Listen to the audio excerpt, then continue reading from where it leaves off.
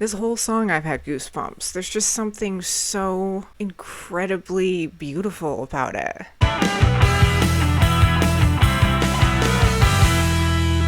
Hello everyone and welcome back to my channel.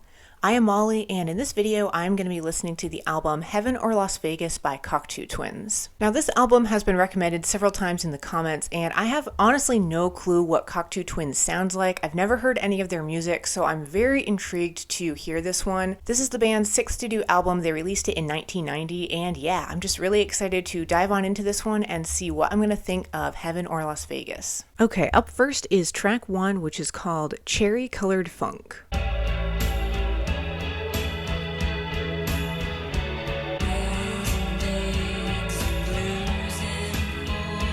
Right off the bat, I love the soundscape going on here. There's such a rich, warm lushness to it that I'm loving.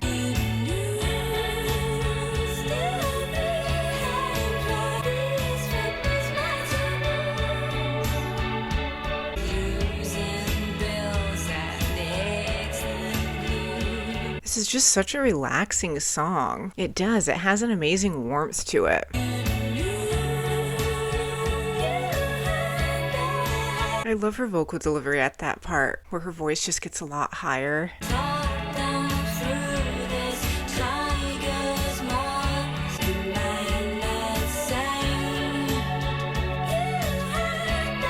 This song is making me feel a lot of different emotions listening to it. It's got this really warm, relaxing quality, almost like a lullaby, but there's something almost melancholy about it too. I love it. It's fusing so many different feelings.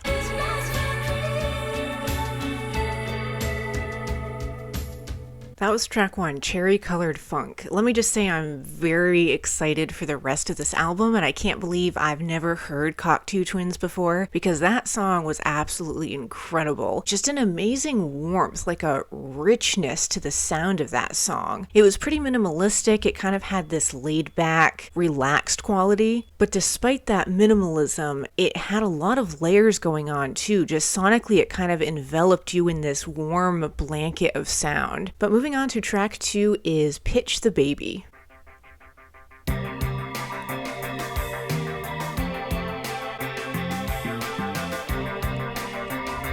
I love that guitar.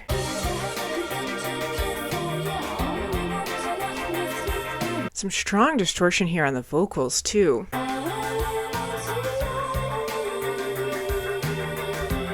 I love this song. It's taking all of these layers, like all the instrumentals and her voice, and it's kind of condensing them all into one sound, using all of this muffledness. It's almost like the song just sounds really thick and syrupy, like it's all melded together in one sound.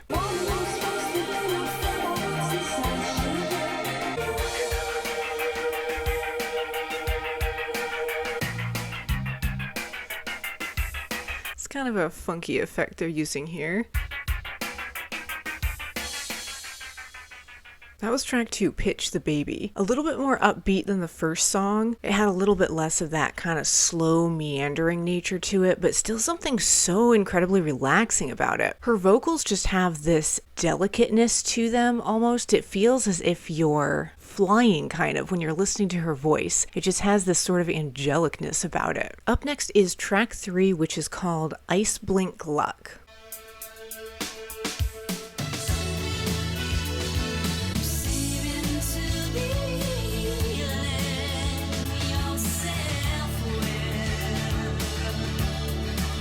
Again, there's such a rich tone to this song. It just sounds so vibrant.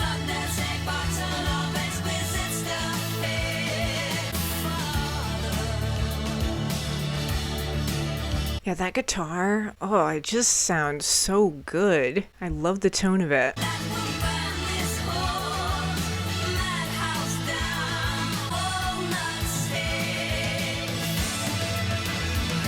I keep picking up on certain sounds. I'm not even sure what type of instrumental they're using. Like, there was just something I heard. It sounded like a flash of bagpipe for a second.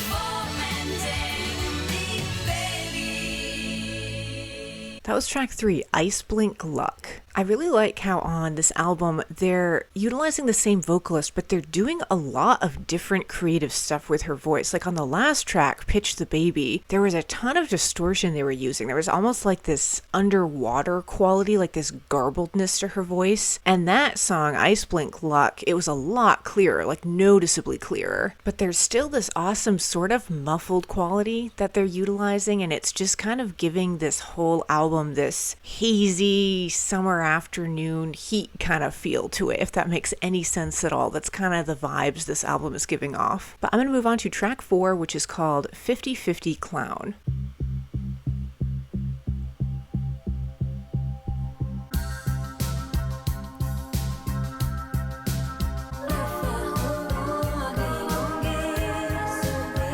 I just got goosebumps. Man, her vocals are so light and ethereal. They just have a beautiful tone to them.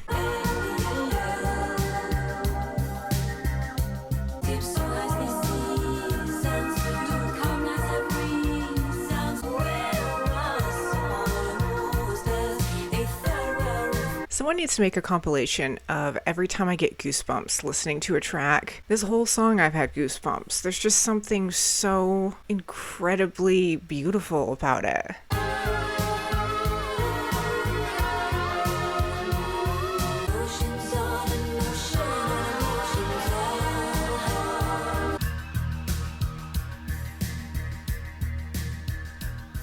Well, that was track 4, 50/50 Clown. That one was absolutely breathtaking. It had this amazing lightness to it. It was like you were just flying up into heaven or something. There's just something about her vocal tone that is absolutely gorgeous. It pairs wonderfully with the style of instrumentation that they're doing. It's almost like My Bloody Valentine a bit, but My Bloody Valentine I think brings a little bit more of that intensity, like that wall of sound to their music. And Cocteau Twins, at least on this album, they're doing that in a similar way, but they're kind of keeping it a little bit lighter and a little bit more warm sounding, I guess. Moving on to track 5 is the title track, Heaven or Las Vegas.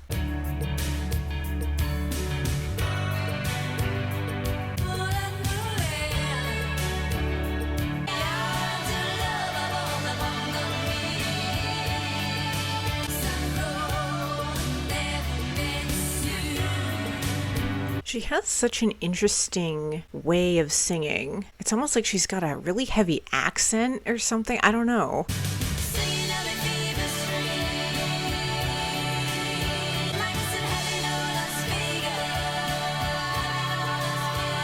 I love how smooth their music is. It's like butter. There's no sharpness whatsoever.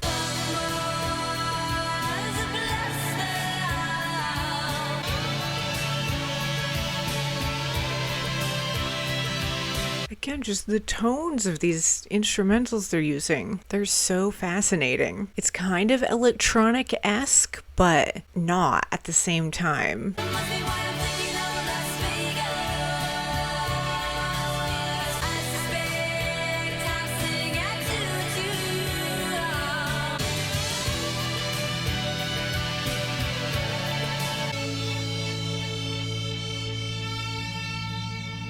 That was track 5, Heaven or Las Vegas. Again, with the soundscape, they just create such this lush atmosphere. It really transports you when you listen to their music. It just kind of puts you in this daze of sorts. Kind of shoegaze-esque in that sense, I guess, but I don't even know how you would classify this album as a genre. I don't know. I've never really heard music like this. It's just got this fantastic smoothness to it. They're just really creating such a richly developed sound on this album. But up next is track 6, which is called I Wear Your Ring.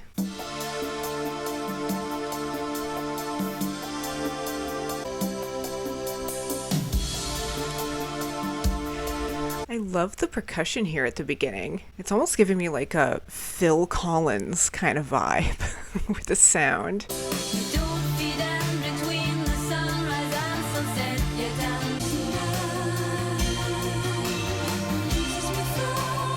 The song has a little bit more of a percussive kind of back and forth element to it. There's just a little bit more sharpness they're introducing on this one.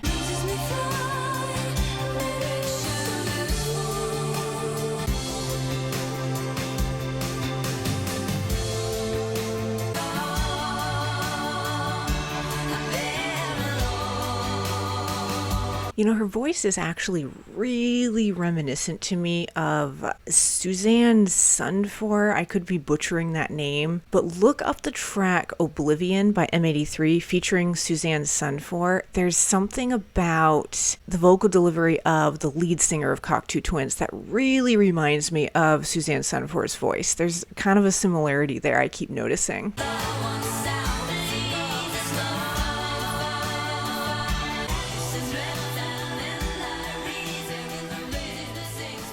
That was track 6, I Wear Your Ring. Such a relaxing quality to that song. It was almost like a lullaby, just kind of rocking you into this trance, but sort of a weirdly tropical sound at the start of that song with those drums they were using. I liked it though. It was kind of just bringing a little bit of a sort of funkiness to this album. Moving on to track 7 is Fotzepolitic, if I'm saying that right.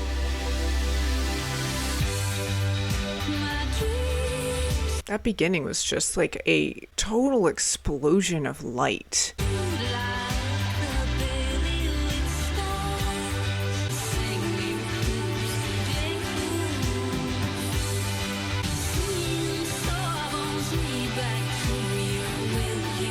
She does a lot with her voice, with the register that she delivers her vocals on. Like she can take her voice up into that higher register so smoothly.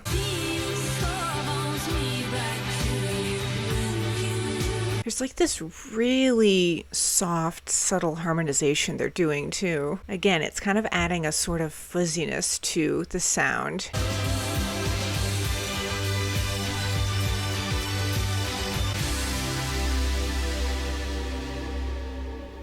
I loved how that song ended just there. It's like you were in this burst of light and then you kind of started sinking down as the song faded out. But that was track 7, Fotzepolitic. Again, such a gorgeous, richly layered and developed soundscape going on. They bring such an amazing warmth to their music. I'm noticing the percussion too. They're keeping it pretty subtle across this album, but it's lending this beautiful crashing quality to the background of the songs. It's almost adding like that sort of back and forth rocking motion to this whole thing. It's like it's just putting you in this trance almost, or putting you to sleep in a way. It's just such a relaxing album. But moving on to track 8 is Wolf in the Breast.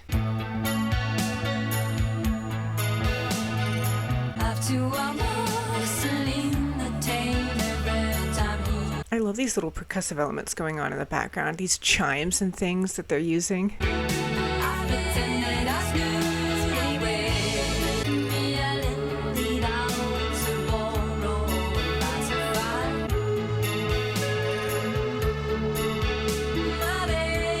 That sound is so interesting. It's like this continuous noise for a little bit. They're just doing so much with the sounds on this album.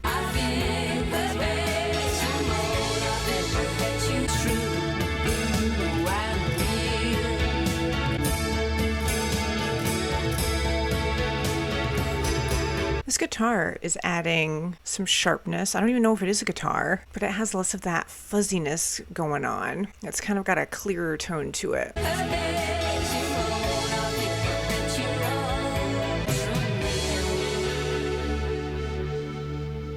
That was track 8, Wolf in the Breast. Again, their ability to just blend so many different sounds and make it into such a cohesive song is so impressive to me. Like when I'm listening to these tracks, it's almost difficult to hone in on one instrumental because it's all just being fused together in this one sound, if that makes sense. And then the cherry on top is her vocals, which just kind of bring everything together in a way. Her voice is so suited for this style of music. It's just gorgeous. Moving on to track 9 is Road, River, and Rail.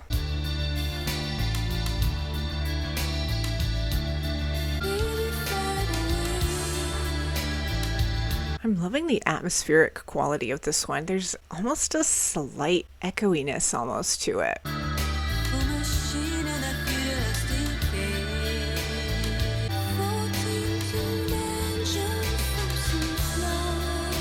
Correct me if I'm wrong, is she sometimes not singing in English? Either that or it's just a heavily accented English. I can't even tell. Some of these words she's saying, I don't even know what she's saying. It's hard to pick up on.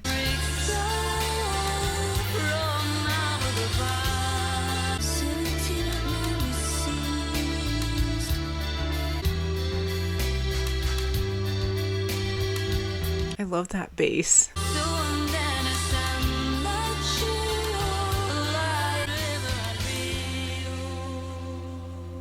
That was track 9, Road, River, and Rail. I've noticed across this album, I've talked about how light and floaty and warm it sounds, and that song, there was just something a little bit more weighty about that one, kind of pulling it down. It had that bass that was emphasized, and then, like I said, there was kind of a little bit of an echoey quality, like an atmospheric quality to it, which I really enjoyed. It kind of stood out on this album because it didn't have quite as much of that warm vibrancy that the rest of the songs have had. But I'm going to move on to the final song on Heaven or Las Vegas, which is track 10 called Frou-frou Foxes in Midsummer Fires.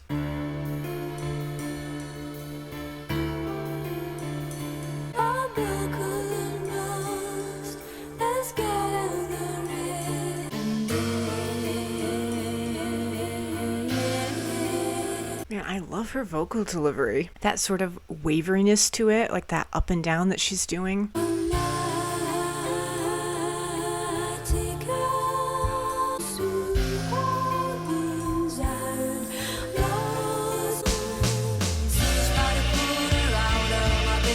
Song is absolutely breathtaking. I'm just so absorbed in all of the sounds they're fusing together.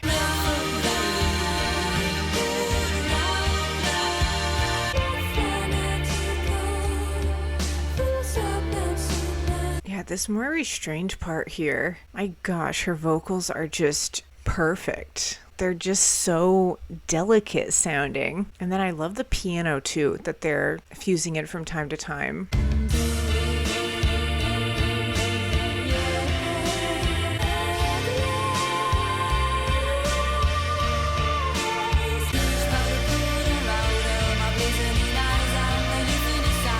It's like this song it keeps rising up with its sound, how they layer it so effectively. It just builds and builds.